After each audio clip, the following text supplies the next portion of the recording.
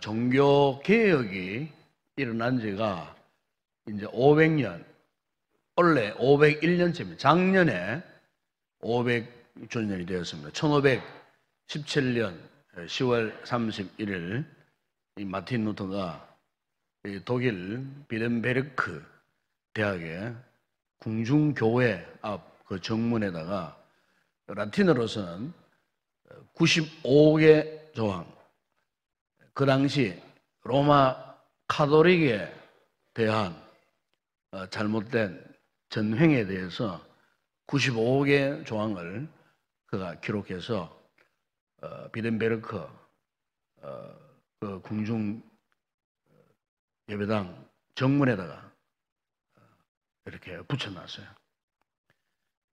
그런데 이제 왜 그 당시에 마틴 루터가 왜 이 로마 가톨릭에 대한 이런 정면 대항을 할 수밖에 없었는가? 물론 그 당시에 중세 이 교회의 보편적인 타락성, 뭐 그것도 포함되겠습니다만은 꼭 집어서 이야기를 한다면은 이 로마 이 교회의 이 구원에 대한 잘못된 이해, 그래서 성경과는 상관없는 이 구원의 내용들을 일반 신도들에게 가르치고 또 그것을 강요했습니다. 그 당시에 이제 로마 가톨릭은 정치적으로 신앙적으로도 무소불위, 감히 그 로마 가톨릭, 지금도 사실은 이 천주교가 굉장히 세력이 강합니다. 세력이 굉장히 강합니다.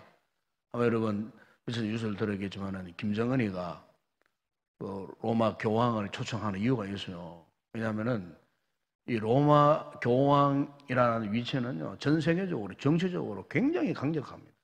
또 천주교 자체가 굉장한, 우리 개신교하고는 비교가 안 돼요. 정치적인 굉장한 힘을 갖고 있습니다. 그래서 미국 대통령도 좌우지할 수 없어요. 그만큼 이 로마 가톨릭이 굉장히 강력합니다. 종교개혁 한 지가 500년이 지났지만 여전히 전 세계적으로 볼 때, 특히 종교계 쪽에서 볼 때는 이제 이 아직 로마 가톨릭이 굉장한 힘을 갖고 있습니다. 정치적인 힘도 갖고 있어요. 사상적으로, 종교적으로 뭐 이런 거 다 뛰어넘습니다. 로마 가톨릭은. 왜냐하면 그 교리 자체가 뭐 이렇게 끌림이 없기 때문에. 그래서 안 믿는 사람들도 천주교는 가기 쉬워해요. 왜? 술 먹어도 이하상 없죠. 담배 피워도 말하지 않죠. 아무런 제재가 없어요. 그렇기 때문에 사상적으로 뭐 그냥 초사상적으로 모든 세력들을 좌우지할 수 있는 힘이 아직도 로마 이 가톨릭 이 천주교에 있습니다. 그러니까 중세 시대는요, 그야말로 무소불위예요. 로마 가톨릭의 교황의 말 한마디에 대해서는 그 어느 누구도 항거하거나 따질 수가 없는 무시무시한 그런 시대였습니다. 그러니까 교회가 엄청난 힘을 갖고 있다 보니까 교회가 세상적으로 치우치다 보니까 그렇게 교회가 타락해버리는 거죠. 그래서 심지어 면죄부, 요만한 쪽지 하나 이렇게 돈을 내면은 요만한 쪽지 하나를 써주고 그러면은 그때부터는 이 사람은 과거, 현재, 미래 모든 죄를 다 사함받고 구원받는다. 교회가 얼마나 타락했으면 예수 그리스도 구원의 은혜는 뒷전이고 그냥 이 신도들을 농락해가지고 그런 식으로 구원의 잘못된 진리를 가르쳐가고 교회는 금전적으로 엄청난 돈을 모아가지고 유럽 쪽에 가보면요, 예배당들이, 성당들이 어마어마합니다. 어마어마. 그 엄청난 큰 규모. 왜? 그렇게 해서 이 교회의 권력을, 힘을 과시하기 위해서. 그런데 이런 상황 속에 한 사람, 이 마틴 루터가 대항을 한 거예요. 그 당시에는 가톨릭을 대항하다가 잡히잖아요. 그러면요, 고문당하여 죽습니다. 그래서 여러분, 저 체코 프라하나 이런 데 가보면요, 유럽 성당 지하에 가면은, 지하에는 마치 경찰서, 취조실처럼 고문 도구가 다 있어요. 고문 도구. 뭔가 새꼬쟁이 뭐 이런 거 막 사람을 막 갈기 막 찢어서 고통당하도록 만드는 거, 발도 빼고 뭐 손도 빼고 한 이런 막 고문 도구들이. 그렇고 성난 지하에 왜 있겠어요, 왜? 그런 가톨릭을 정면대항하는 사람들은 그런 식으로 알게 모르게 체포해 가고 성당 지하실에 가가지고 그것도 사제들이, 예? 고문을 하네요. 고문을 하고 또 더 큰 범죄, 이 가톨릭에 대항하는 사람들에서는 공개 화형을 해버려요. 화형. 예. 화형을 시켜버립니다. 무시무시합니다. 그렇기 때문에 그 누구도 감히 그 당시에 로마 가톨릭의 진리가 잘못되었다고 항거할 수 없는 거예요. 그런데 이런 와중에 마틴 루터가요, 생명을 걸고, 예? 가톨릭이 잘못된 전형에 대해서 강력하게 항의를 했는데, 이 마틴 루터가 로마 가톨릭을 향해서 항의하게 된 가장 핵심을 이 시간 여러분들이 말씀드린다면은 그것은 그들의 잘못된 믿음 행위 때문이었습니다. 잘못된 믿음 행위. 예. 그들의 잘못된 믿음 행위가 뭐냐면은 선한 행위로도 구원받는다는 거예요. 이 같은 사상은 완전히 이단적 사상입니다. 이단적 믿음이에요. 지금도 로마 가톨릭은요, 이것을 추종을 하고 있습니다. 선한 행위로 구원받는다는 거예요. 선한 행위로. 그러나 성령 어디를 두고 보더라도 구원의 조건이 선행이 아니에요. 선한 행위로 구원받는 말은 다른 말로 표현하면요, 이런 이야기예요. 예수님 50%, 우리 50% 함께 5대 5로 50대 50으로 이렇게 해야 구원받는다는 거예요. 그러나 우리는 뭡니까? 100% 주님의 은혜지 않습니까? 그죠? 100%. 우리는 아무런 공로가 없어요. 예수님 공로 50%, 우리 공로 50%, 100% 그래 구원만 아니에요. 성경에 그런 게 없어요. 100% 주님의 은혜예요. 하나님의 은혜예요. 네. 그런데 이 같은 선한 행위로 구원받는다는 이것이 언제부터 시작되었느냐 하면은 주후 5세기경에 AD 360년에서 400년, AD 한 400년경에 초대교회 시절이죠. 초대교회 시절에 펠라기우스라는 사람이 나타났어요. 펠라기우스. 이 펠라기우스라는 사람이 나타나는 그 당시에 이단입니다. 이단. 이 이단의 우두머니가 뭐라고 이야기했냐면은 성령의 도움 없이도 우리는 얼마든지 선을 행할 수 있고, 그리고 그 선행의 정도에 따라 구원을 받는다. 이 펠라기우스라는 사람이 나타나갖고 이런 거짓 진리를 이제 그 당시에 초대교회 성도들에게 가르친 거예요.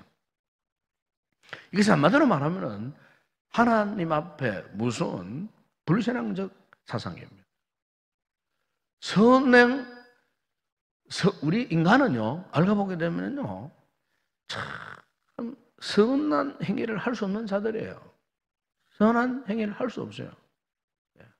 왜 그러냐면은 우리 인간은 이미 태어날 때부터 어떤 존재냐? 태어날 때부터 철저하게 타락한 존재예요. 전적으로 부패한 존재예요. 그렇기 때문에 사실 우리 행위는 어떤 선한 행위가 있을 수가 없어요. 선한 행위를 갖고 더군다나 구원받는다. 도저히 불가능한 거예요. 왜? 우리는 태어날 때부터 우리 몸뚱아리 자체가 죄를 만들어내는 공장과 같아요. 생각하는 것이나 마음에 품는 것이나 행하는 것이나 이 모든 것이, 사람은 태어날 때부터 아담 이후에 타락한 인생은 이미 태어나는 그 순간에 뭡니까? 하나님을 거부하고 하나님을 지워버리고 싶고, 내가 하나님이 되고 싶고, 내 자신이 내가 원하는 삶, 내 방식대로, 내가 원하는 목적을 위해서 살고 싶어하는 이런 이 죄의 근성을 다 가지고 태어나는 거예요. 그러니까 본래부터 우리 인간에게는요, 이 죄악의 뿌리가 다 있어요. 이 죄악의 뿌리를 안고 태어나는 거예요. 그렇기 때문에 이런 우리가 선행을 해왔자 뭐 얼마나 위대하고 얼마나 놀라운 선행을 할 수 있겠어요. 우리 하나님 앞에 선행을 해가지고 구원받으려면요, 하나님이 우리의 선행에서 100% 인정해 주셔야 돼요. 그래서 여러분, 예수님께서 마태복음 5장 48절에서 이렇게 말씀을 하셨어요. 어떻게 해요? 너희 아버지의 온전함과 같이 너희도 온전하다는 거예요. 그럼 여러분 보세요. 죄를 짓고 죄를 먹고 마시고 있는 우리가 어떻게 여러분 하나님의 온전하신 같이 온전할 수 있을까? 로마서 3장 2, 3절에 말씀하지 않습니까? 모든 사람이 죄를 범하였으며 하나님 영광에 이르지 못하다니. 모든 사람이 죄를 범하였어요. 로마서 2, 3절에 죄의 삭선, 사망이에요. 그랬어요. 그 죄의 값이 사망이에요. 그러니까 오늘 우리는 사람은 근본적으로 죄에 대해서 인질 상태, 그 인질범, 죄라고 하는 인질범에 우리가 잡혀 있어요.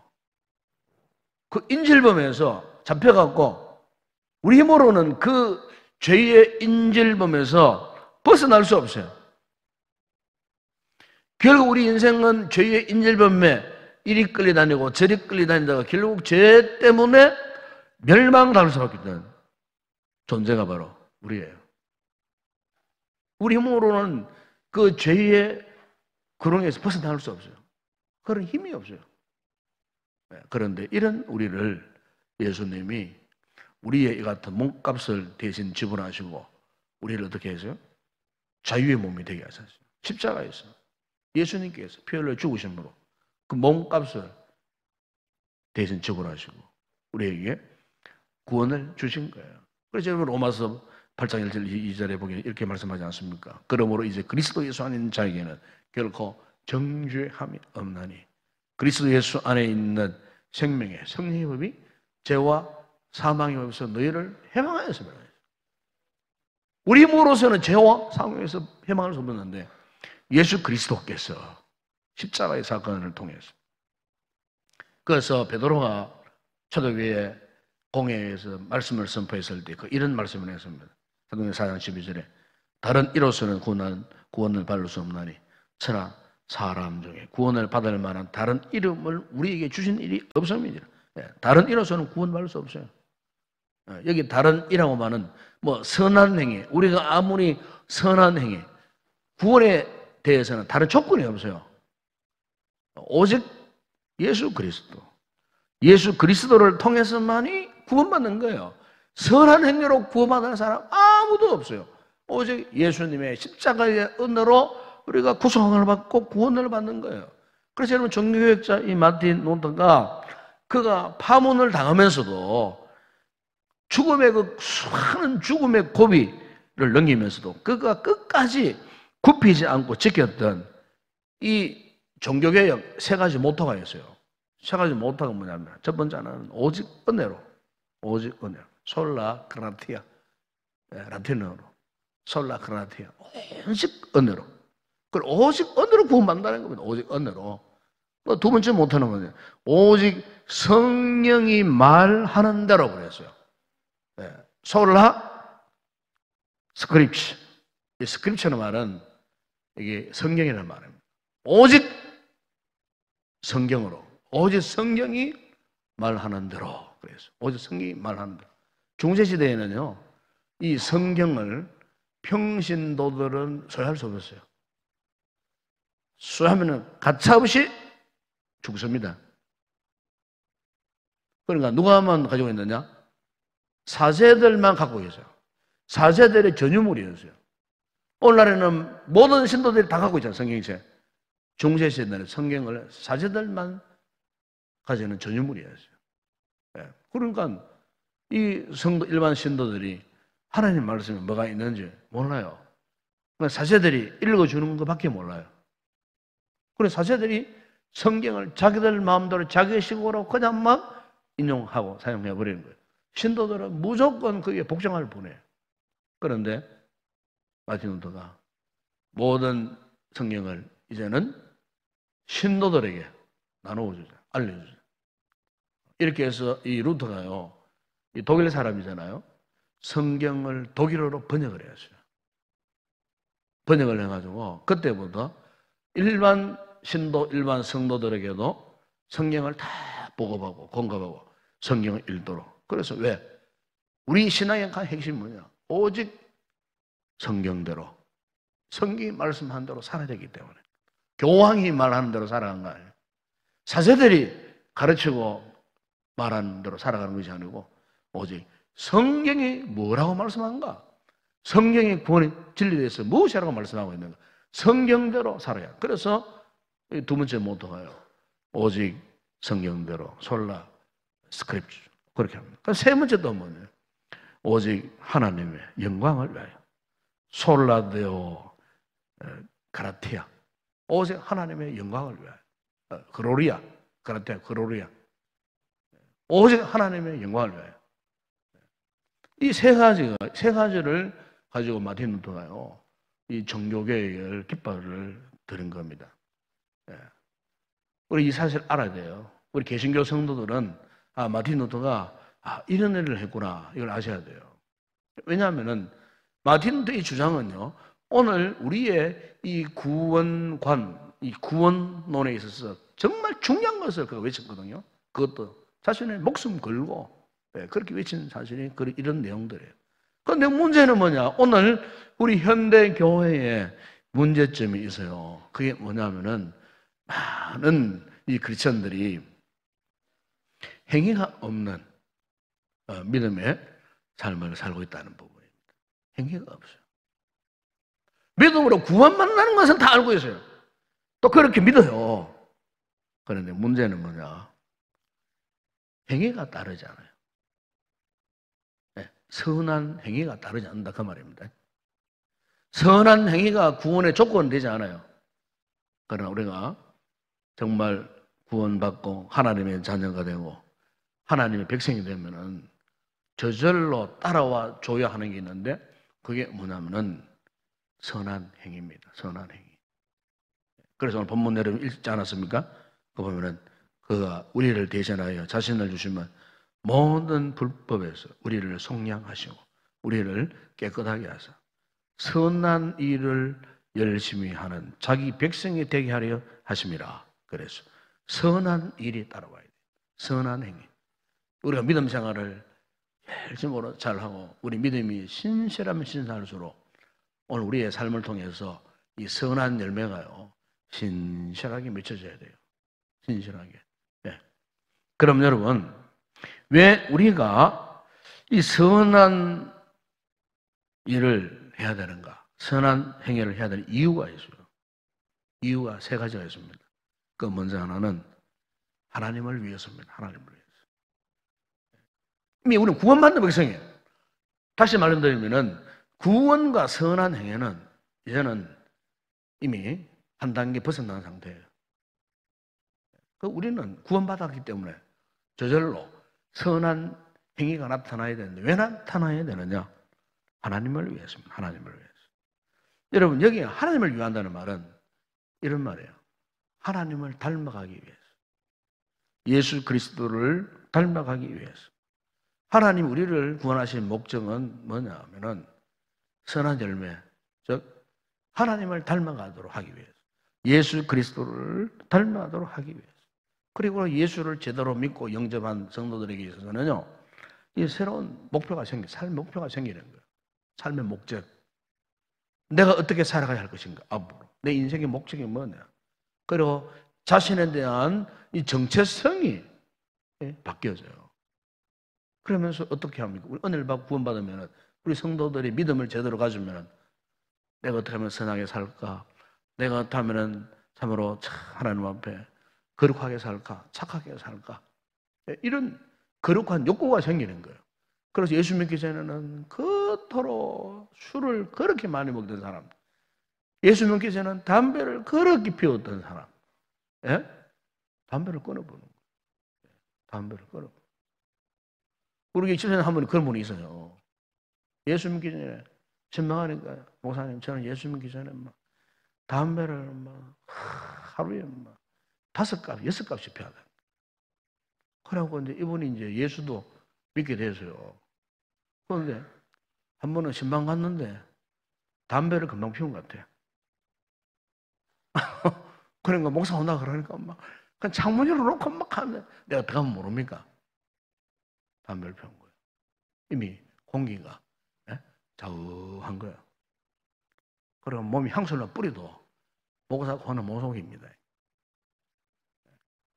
그런데 한 번은 이제 또 신방하러 가세요. 가니까 뭐라고 이분이 성경을 필사하고 있는 거예요. 예? 누군지 아시죠? 예. 우리 위에 서집사님 성경을 필사하고요. 나 깜짝 놀랐어요. 깜짝 놀랐어요. 근데 성경을 중간에 필사할 때까지 하더라도 어떻게 했냐? 이분이 담배를 피우고 있었다고 하는 거예요. 그런데요, 그 다음에 신방을 갔는데 그 집사님이 자기는 성경선 필사 노트를 들고 왔어요. 수박이 들고 왔어요. 한 이만큼 됐어요. 큰 노트, 적은 노트 하가지고 목사님, 제가 성경을 한번 다 필사하고 지금 2번째 쓰고 있다가 하나 간증을 하겠는데요. 제가 성경을 쓰다가 은혜 받아가지고 담배를 끊었습니다. 아멘? 네. 성경서는 은혜와 담배를 끊었다는 거예요. 여러분, 무슨 말씀입니까? 우리에게 은혜가 제대로 임하면요, 내가 깨끗하게 살고 싶어요. 이 거룩하게 살고 싶어요. 영적인 거룩한 막 욕구가 막 일어나요. 왜냐하면 우리가 구원받은 하나님의 자녀, 하나님의 이 백성들은요, 여러분 에베소 2장 10절 이런 말씀이 있습니다. 우리는 그가 만드신 바라 그리스도 예수 안에 선한 일을 위하여 지으심을 받은 자니. 그랬습니다. 선한 일을 위하여 지으심을 받은. 그러니까 하나님께서 우리를 구원하신 목적이 뭐냐? 선한 일을 하도록 하기 위해서. 본래 창조 때에 에덴 동산에서의 아담과 하와, 그때 그 인간은요, 영원한 존재였어요. 죽지 않는 존재였어요. 하나님을 영원토록 즐겁게 하도록 하나님이 창조하신 것이 그 인간이에요. 그 인간은 하나님의 그 형상대로 지음받았어요. 하나님의 형상대로. 그러니까 그 인간은 평생도록 하나님을 영원롭게 하는 선한 열매를 근본적으로 선한 존재로 만들었어요. 그런데 인간이 마귀의 유혹을 받고 죄를 짓고 타락하는 그 순간부터 어떻게 되었느냐? 그 선한 욕구가 사라져버린 거예요. 죄악이 그 마음을 지배해버렸어요. 그러나 그 타락한 깨어진 형상이 언제 회복되어졌느냐 하면은 예수 그리스도를 믿음으로. 아멘? 예. 우리 마찬가지입니다. 예수 그리스도를 믿음으로. 그때부터 하나님을 향한 거룩한 욕구가 생긴 거예요. 주님을 닮아가고 싶고 예수님을 닮아가고 싶고 하나님의 형상을 닮아가고 싶은 그런 거룩한 욕구가 생기는 거예요. 바로 하나님께서 오늘 우리에게 선한 행위를 통해 갖고 이렇게 하나님을 닮아가도록 우리를 다스려 갑니다. 다스려 갑니다. 그러니까 구원받는 성도들에 있어서는 반드시 선한 행위가 따라와야 됩니다. 선한 행위. 그 다음에 왜 우리가 선을 행해야 되냐? 2번째 이유가 또 하나 있어요. 그건 뭐냐면 우리 자신을 위해서입니다. 우리 자신을 위해서 선을 행해야 한다는 겁니다. 이 말은 무슨 말이냐면은 이 선행은요, 내가 구원받은 하나님의 백성이다 하는 사실을 확신하게 해줍니다. 선을 행함으로써. 선을 행할 때마다 예수님이 지금 내 안에 계시는구나. 선을 행할 때마다 예수님이 지금 나와 함께 하시는구나. 선을 행할 때마다 왠지 모르게 기뻐요. 즐거워요. 선을 행할 때마다 주님이 나를 통해서 나와 함께 동거하고 계신다는 이 사실. 마음의 기쁨. 주님이 안에 계신다는 즐거움 때문에 선을 행할 때 어떻습니까? 만족스럽고 행복합니다. 선을 행할 때. 감상은 없어요. 감상은 없어요.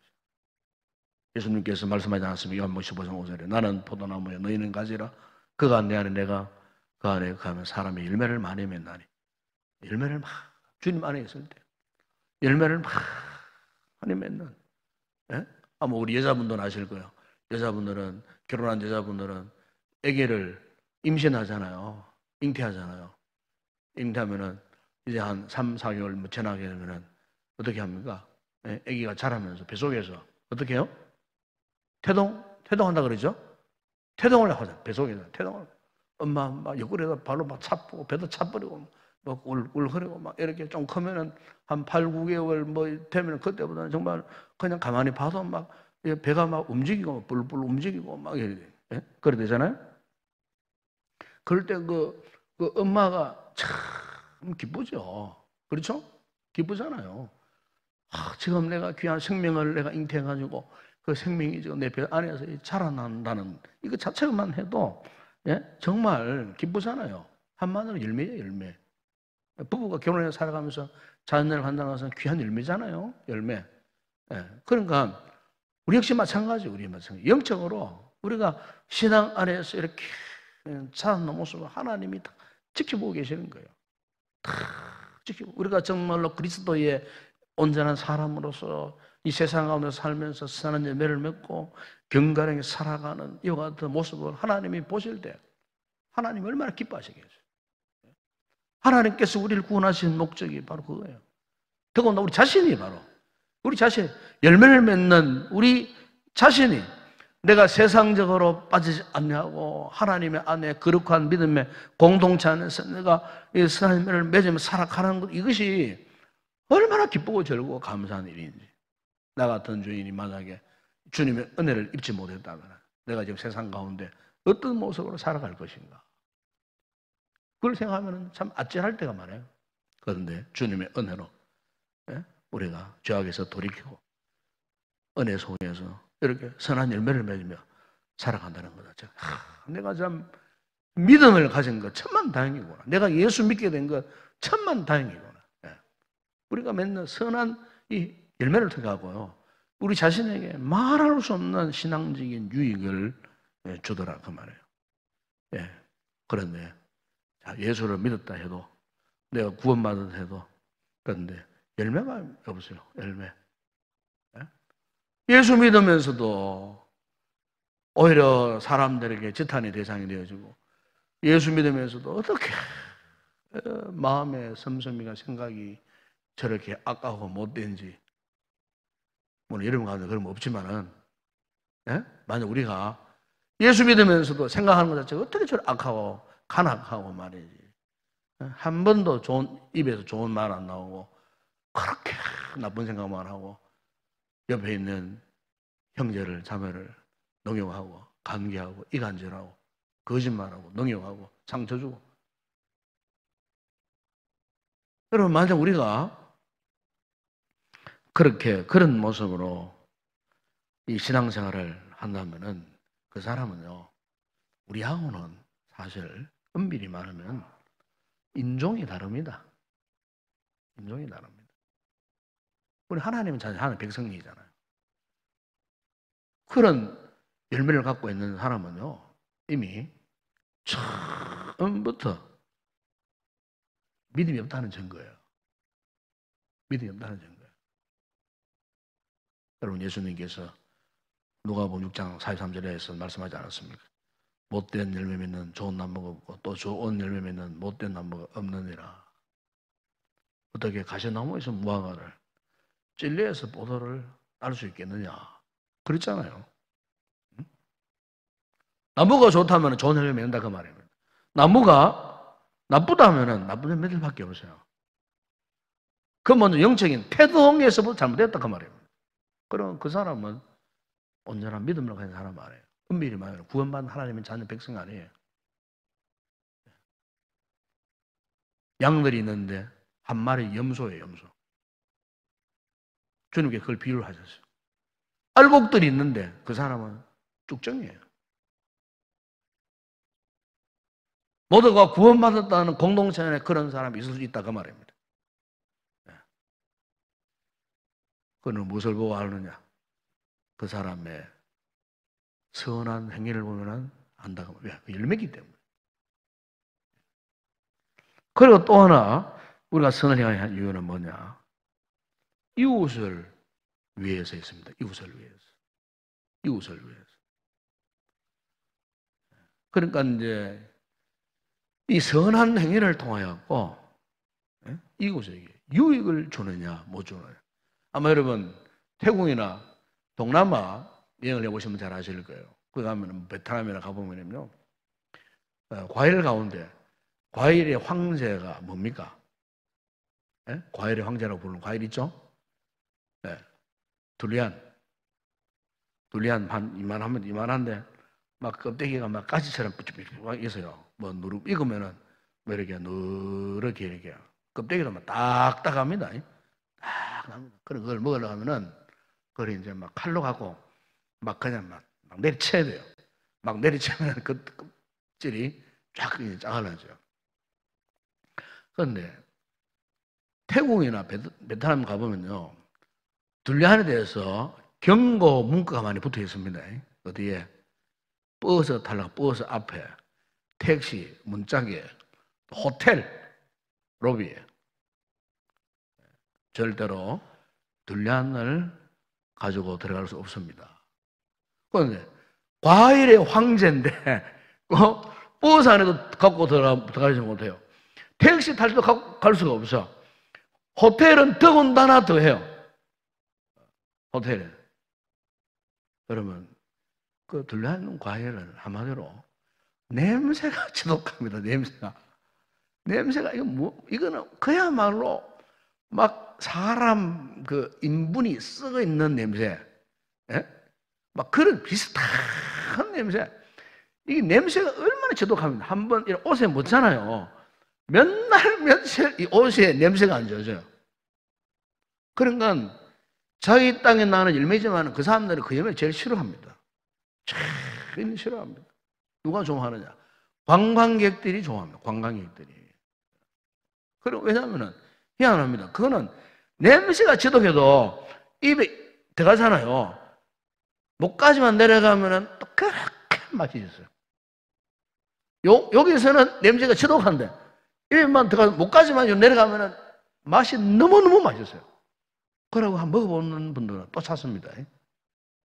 중독될 정도로 엄청나게 맛있는 그런 과일. 그래서 그 과일을 일명 과일의 황제라고 그렇게 부르는 겁니다. 여러분, 제가 왜 이런 말씀 드리냐면은 우리 성도들의 아름다운 선한 행실이 사실은 그 행실은 주님의 향기입니다. 내가 예수 믿는 향기예요. 그게 중요한 거예요. 자, 한번 보세요. 내가 그리스도인인데 나의 행실에서 들량 같은 냄새가 난다. 어떻게 되겠습니까, 여러분? 모든 사람이랑 거부할 거예요. 그런데 내 행실이 정말 딸기 같은 아름다운 막 향기가 발해요. 장미꽃 같은 향기가 막 발하는 거예요. 그럼 모든 사람 다 좋아할 거 아니에요. 오늘 우리가 신앙을 제대로 가졌고 예수 그리스도를 제대로 믿고 오늘 우리의 신앙이 건강하면 건강할수록요, 이 주변 사람들에게 나를 통해서 주님의 향기를 품어내는 거예요. 주님의 향기. 말을 통해서 행동을 통하여서 언어를 모든 것들을 통해 정말 예수 그리스도의 향기가 드러나야 돼요. 향기. 그래서 이 사도 바울이 갈라디아서 5장 22절 23절에서 성령의 악과 열매를 말씀했잖아요. 그 성령의 악과 열매는 다른 걸 말하는 게 아니에요. 우리 그리스도인의 성품을 말하는 거예요. 성품. 그 성품, 사랑, 희락, 화평, 오래 참, 자비, 양선, 충성, 온유, 절제. 우리의 성품이에요. 그리스도인의 아름다운 성품. 이 성품이 나타나야 되는 거예요. 이 선행을 통해서 이런 성품이 나타나야 되는 거예요. 그 성품을 보면은 저분이 진짜 구원받은 하나님의 자녀다. 백성이다. 그런데 만약에 자꾸 공동체 안에서 어느 형제를 미워합니다. 자꾸 미워합니다. 말로 자꾸 상처를 주고 괴롭히고, 예? 그런 사람이 있어요. 공동체 안에. 그런데 성경은 아주 준엄하게 경고조로 말씀을 하는데 어떤 말씀을 하느냐면은 이런 말씀을 합니다. 요한일서 여러분 2장 9절에 보면은 빛 가운데 있다 하면서 그 형제를 미워하는 자는 지금까지 어두움에 있는 자요. 여기 어두움이라는 것은 마귀의 권세, 아직 구원받지 못한 자를 말합니다. 자꾸 형제를 자꾸 괴롭히는 사람이 있어요. 공동체 안에서. 저 사람 분명히 구원받은 사람이에요. 교회도 집사였도. 그런데 자꾸 옆에 주변 사람들을 해코지 하고 자꾸 괴롭히는 사람이 있어요. 그래서 그 사람은 빛 가운데 있다 하면서 그 형제를 미워하는 자는 지금까지 어두움에 있는 자. 요한일서 2장 11절 보세요. 그의 형제를 미워하는 자는 어두움에 있고 또 어두움에 행하며 갈 곳을 알지 못하나니 이는 그 어두움이 그의 눈을 멀게 하였습니다. 그 어두움 속에 갇혀가고요. 눈이 지금 멀어 있는 거예요.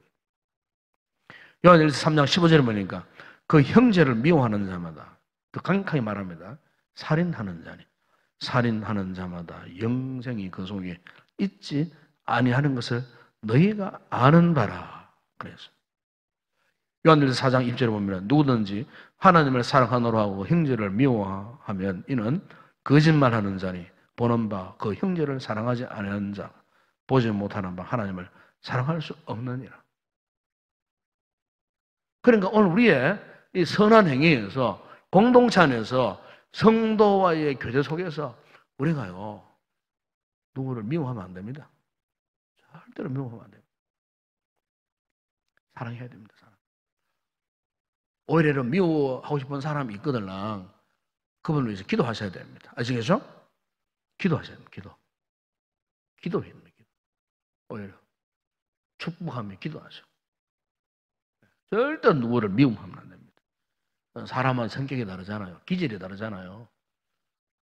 셀 가족 모임 안에서 자꾸 이렇게 막 이렇게 툭툭 어긋나게 하는 사람 있지 않습니까?